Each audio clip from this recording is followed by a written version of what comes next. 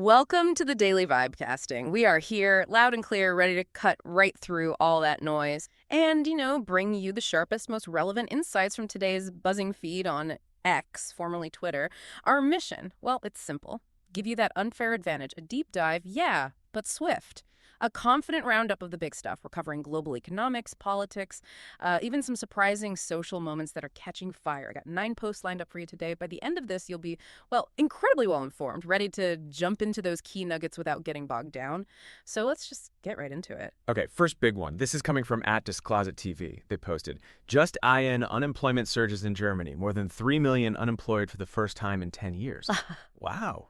Yeah. That's not just a number, is it? Sounds like a pretty big deal for a major economy like Germany. Oh, it's definitely more than just a tremor. This is potentially a real structural shift we're seeing. Yeah. It's a decade-high unemployment rate, 6.4%, and the seasonally adjusted number. It's actually pushing closer to 2.96 million people. But the real story, isn't just the headline figure. This surge seems directly tied to Germany's economic contraction, yeah? But also, critically, big industrial job losses. We're talking nearly 250,000 jobs gone since 2019 in industry. And if you connect the dots, well, Germany's been grappling with energy costs, right? About 40% higher since 2021. A lot of that stemming from the sanctions on Russian gas. And this really challenges their whole export-led economic model, the one they've relied on for so long. It's kind of ironic, isn't it? We hear predictions about labor shortages needing mass immigration. Now it's the opposite problem. Okay, let's unpack this a bit. So it's not just a blip. It's tied to these deeper structural things like energy dependency. Wow, that's a huge shift for an economic powerhouse like Germany. Really challenges that model. Absolutely. It highlights a vulnerability. Relying heavily on specific energy sources or export markets. Makes you wonder about other industrial giants, right? Are they watching this? They should be. Any nation with high energy industries reliant on imports, they could face similar pressures from geopolitical shifts. It's kind of a warning sign, maybe. Diversify energy, build resilient supply chains. It's not just Germany's problem. That's a really critical insight. Okay, let's shift gears slightly but stay on the economy. North America now. Seeing some, concerning news from Canada. First, from @ZeroHedge. Meanwhile, over in the 51st state, Canada economy shrinks 1.6% annualized in 2Q, misses narrowment 0.7% ESD.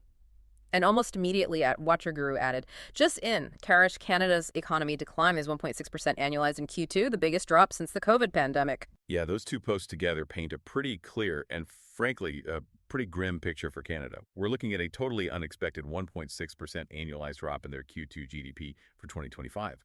Significantly missed the estimate, which is only minus 0.7%. And that context, the biggest drop since the start of the COVID pandemic. That's serious. A major factor people are pointing to is a reported 25% drop in exports just in July 2025.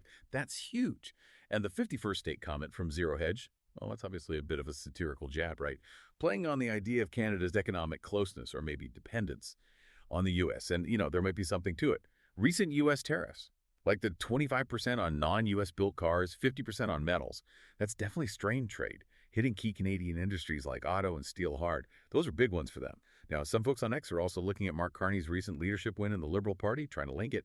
But it's really important to state there's no actual peer-reviewed data directly connecting that leadership change to this specific Q2 decline. Right, so the tariffs are a big external pressure. But what about inside Canada? Are there internal factors like market dynamics playing a role in this slowdown too? Oh, definitely. It's not just external stuff.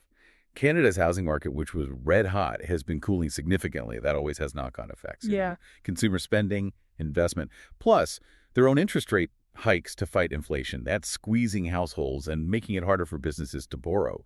And there have been some reports of capital outflow, maybe a bit of a slowdown in foreign investment too. Could be global caution, could be regulatory stuff. So yeah, U.S. policies are a factor, but there are absolutely internal recalibrations happening too. So what does this all mean?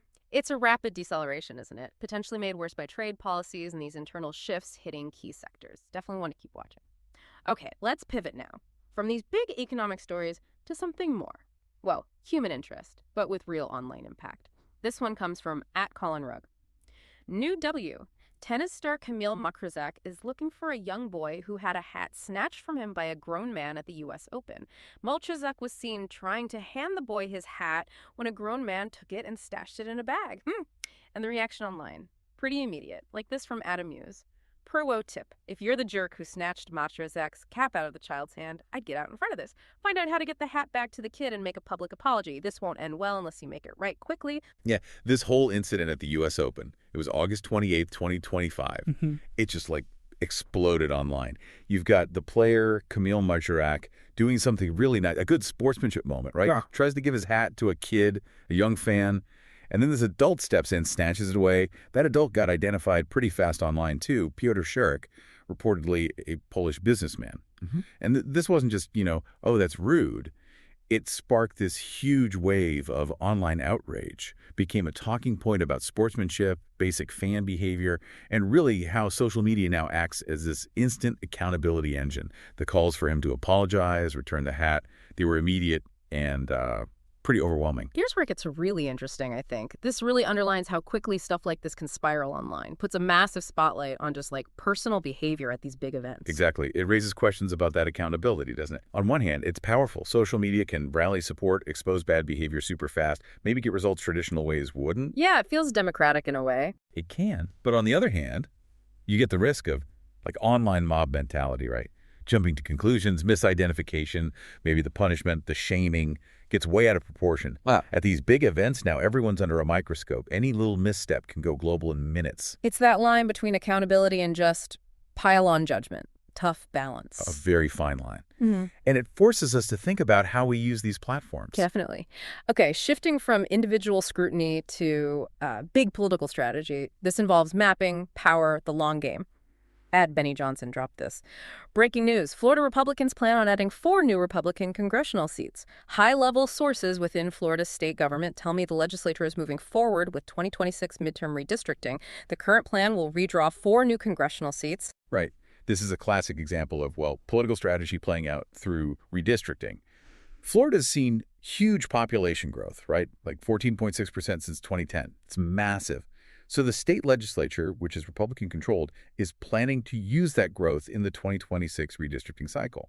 The plan, according to these sources, is to basically create 4 new congressional seats that are likely to favor Republicans. And this isn't happening in a vacuum. It fits a pattern we've seen nationally where Republican-led states have been pretty effective at using redistricting after the census. What's interesting here, too, is the focus. They seem to be targeting districts in urban areas, Orlando, Tampa, Miami. That kind of challenges the old thinking about cities always voting one way, and it probably reflects how they're looking at Florida's growing Hispanic population, too, which is up 15% now. Right. It's a complex demographic calculation. Okay, let's unpack this. This is a masterclass in political strategy, isn't it? Playing the long game with demographics and, map drawing. It's about how those raw population numbers can be turned into real, solid political power. Absolutely. It's about leveraging those numbers very strategically. Redistricting is often where the battle for future control is fought, years in advance. So how exactly does redrawing lines translate into, almost guaranteed seats? Is it that straightforward? Well, it's about techniques often called packing and cracking. You can pack opponent voters into very few districts so they win those overwhelmingly, but waste votes. Or you crack opponent voters across many districts so they're always a minority, spreading your own voters more efficiently to win more seats, even with narrower margins.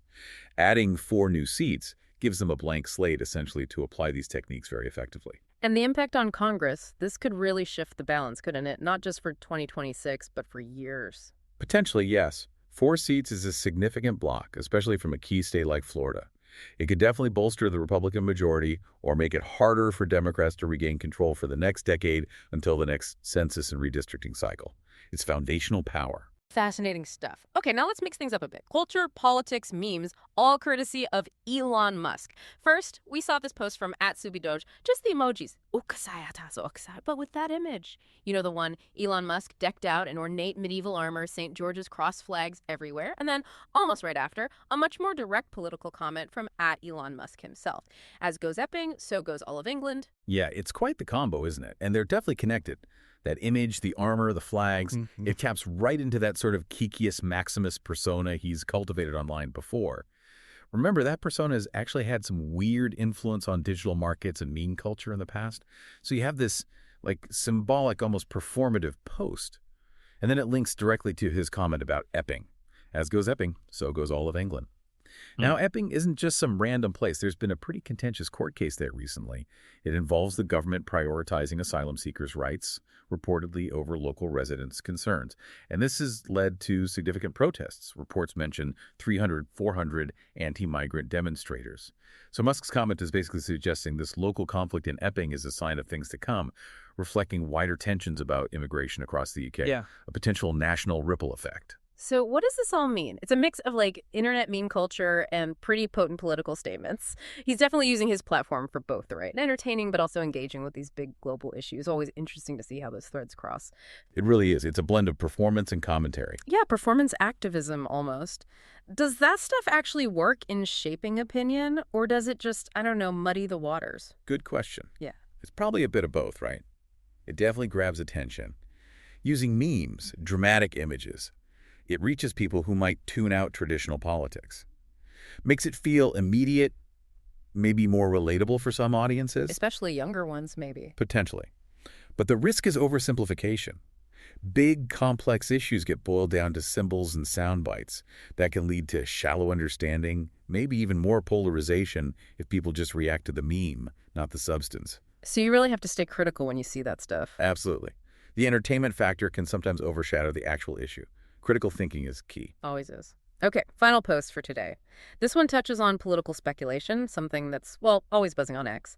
From @8ansnut, whatever happened about Joe Biden's terminal cancer diagnosis? Okay, so this post specifically references a satirical piece. It was from a site called Genesis Times back on May 15th, 2025.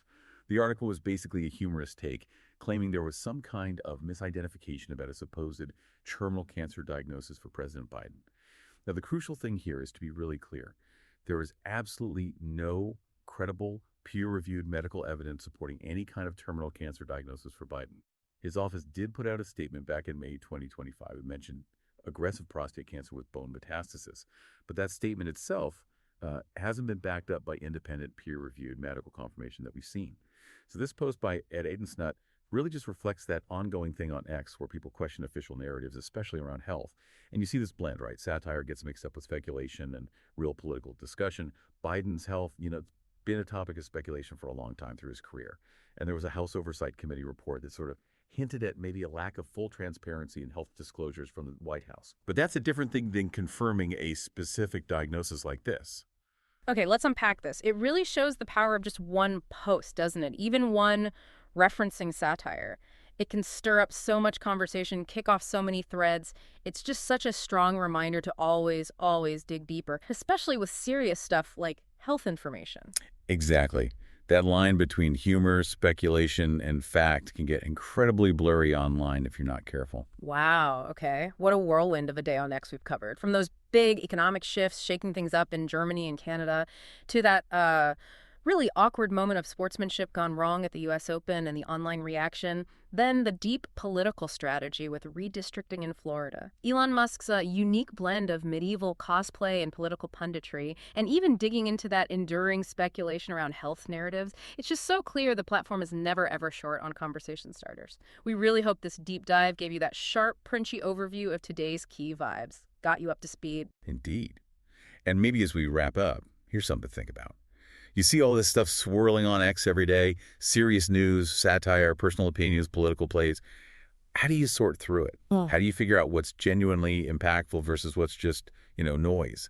What stands out to you about how these stories get built, how they spread, and how they might actually be shaping what we all think? Yeah, food for thought indeed. That is definitely something to chew on.